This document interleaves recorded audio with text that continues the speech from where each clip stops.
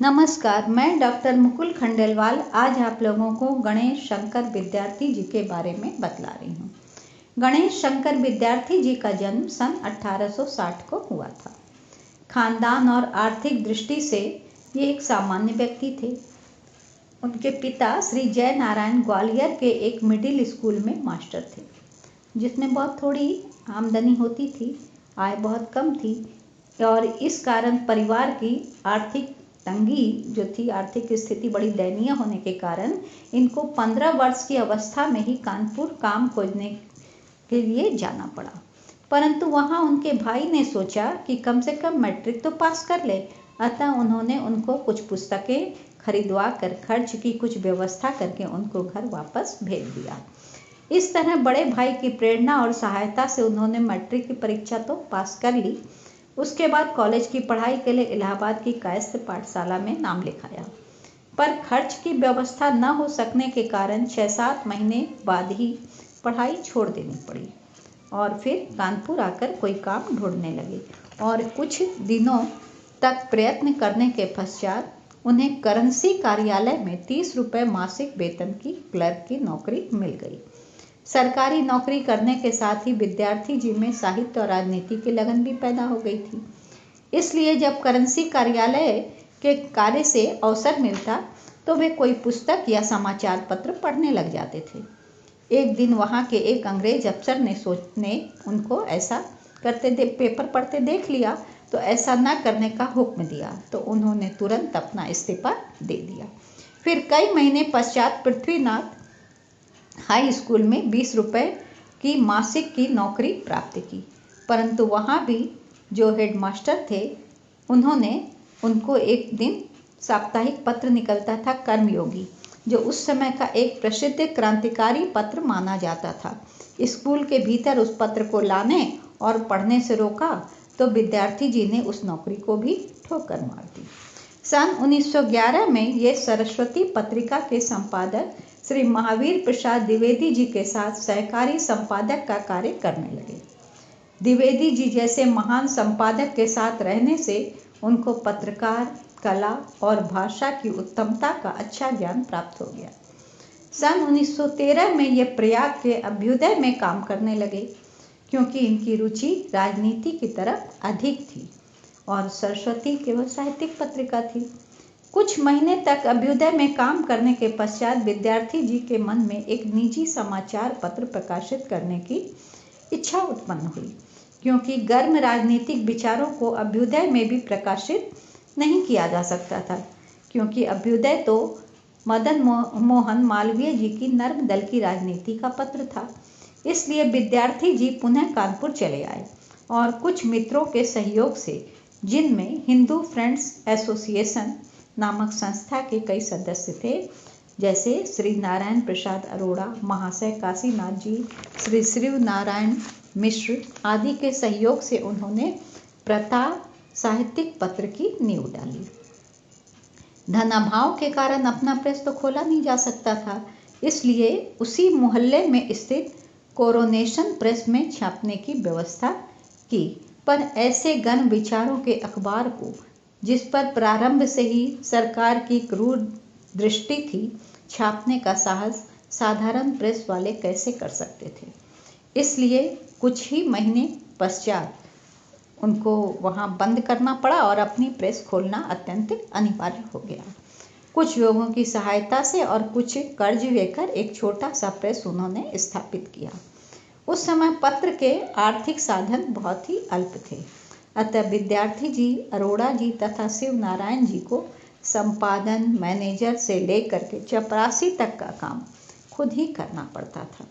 वैसे लेखक का पेशा आज भी आर्थिक दृष्टि से घटिया ही माना जाता है, पर उस समय तो उसके द्वारा 2 वक्त की रोटी खा सकना भी कठिन होता था।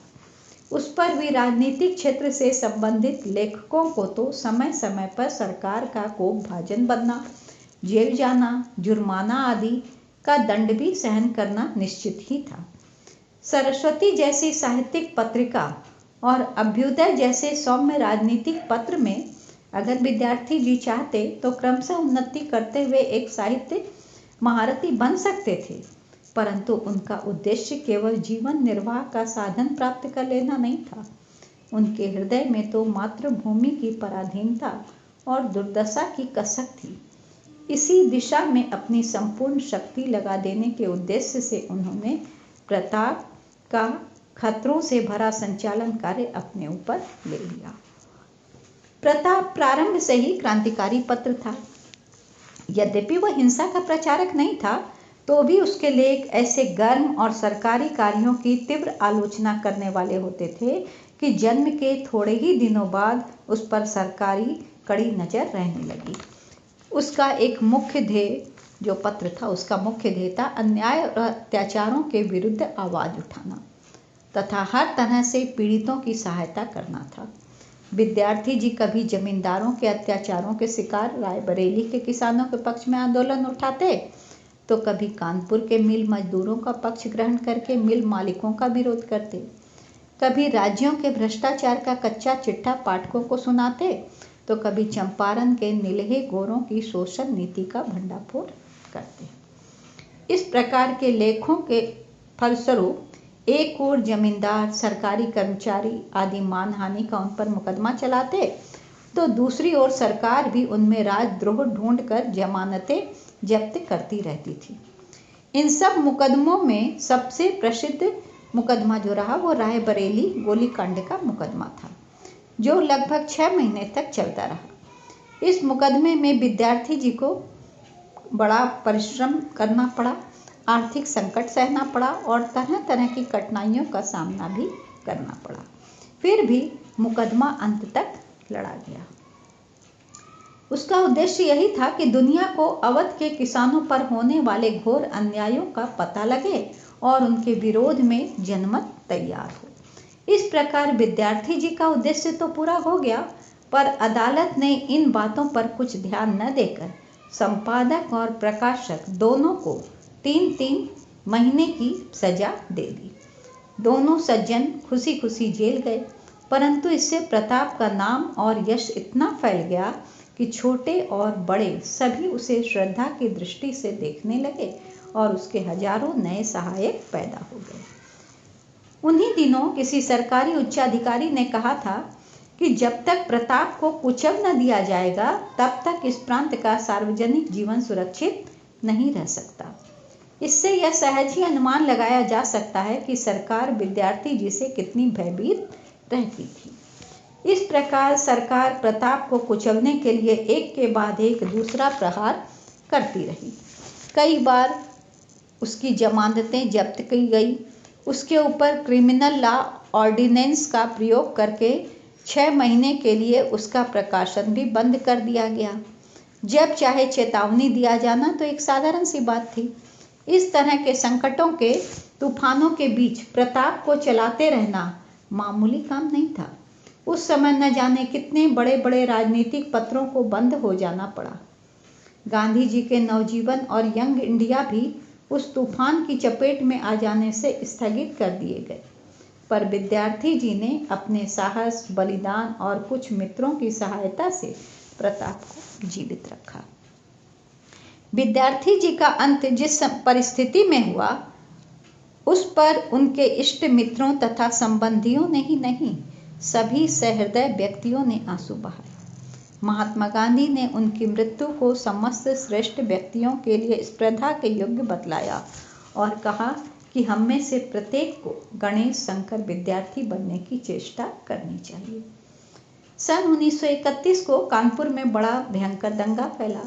4 दिनों तक कानपुर में माने महाकाली ऐसा लग रहा था कि अपना प्रचंड रूप धारण की हुई है और अपनी विकरालता दिखा रही है। चारों ओर हाहाकार सुनाई पड़ता था। हिंदू मुसलमान एक दूसरे के खून के प्यासे हो रहे थे। ऐसे गाढ़े समय में परोपकार हेतु सैकड़ों स्त्री पुरुषों की रक्षा हेतु विद्यार्थी जी ने कई स्थानों पर जाकर दंगा शांत कराने की कोशिश की। दंगे के दूसरे दिन जब यह समाचार मिला कि रात्रि के समय उपद्रवों ने और भी भयंकर रूप धारण कर लिया है, तो वे सुबह 9 बजे ही थोड़ा सा दूध पीकर घर से निकल पड़े। शाम को 3 बजे तक वे कई हिंदू मोहल्लों में घिरे हुए मुसलमानों को अन्य सुरक्षित स्थानों में भिजवाने में लगे रहे। उस समय किसी ने उनसे आकर कहा कि मुसलमानी मोहल्लों में हिंदुओं की हालत बड़ी संकटापन्न हो रही है। यह सुनकर वे 2 हिंदू और 1 मुसलमान स्वयंसेवकों को लेकर मिश्री बाजार तथा मछली बाजार की तरफ चले, जहां मुसलमानों की ही अधिक संख्या थी। उन्होंने 10-5 व्यक्तियों की रक्षा भी की, पर शाम 4 बजे के लगभग मुसलमान उपद्रवकारियों की एक भीड़ ने उनको घेर लिया और मारना शुरू कर दिया।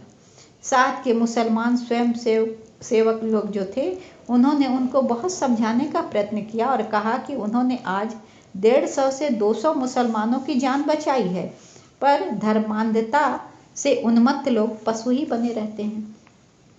एक व्यक्ति ने उनको बचाने के लिए हटाने की चेष्टा भी की, तो विद्यार्थी जी ने कहा, क्यों घसीटते हो मुझे? मैं भागकर जान नहीं बचाऊंगा। एक दिन मरना तो है ही। अगर मेरे मरने से ही इन लोगों के हृदय की प्यास बुझती है तो अच्छा है कि मैं यही कर्तव्य का पालन करते समय आत्मसमर्पण कर दूं। परंतु उनकी देवत्व भावनाओं का भी उन दानवों पर कोई प्रभाव नहीं पड़ा। वे उन पर टूट पड़े और तरह तरह के हथियारों से मारकर उनका प्राणांत कर दिया। बड़ा दर्दनाक उनका प्राणांत हुआ, उनकी मौत हुई। जिन विद्यार्थी जी को आरंभिक अवस्था में पढ़ाई की पुस्तकें और फीस आदि के अभाव में अध्ययन छोड़कर 20 रुपए 30 रुपए की नौकरी के लिए महीनों चक्कर काटने पड़े, मरणोपरांत उनके लिए देश के सर्वोच्च नेताओं द्वारा भी सम्मान पूर्वक उद्गार प्रकट किया जाना यह सिद्ध करता है कि किसी की भी त्याग, तपस्या और बलिदान जो है वो कभी व्यर्थ नहीं जाता है, किसी का भी। जिस दंगे में विद्यार्थी जी का बलिदान हुआ, उसमें अन्य 500 से अधिक व्यक्ति मारे गए, परंतु उनका नाम भी आज कोई नहीं जानता है। इसके विपरीत विद्यार्थी जी के नाम पर कानपुर के सबसे प्रसिद्ध उद्यान का नाम गणेश शंकर विद्यार्थी पार्क रखा गया और महारानी विक्टोरिया के स्थान पर उनकी मूर्ति प्रतिष्ठापित की गई।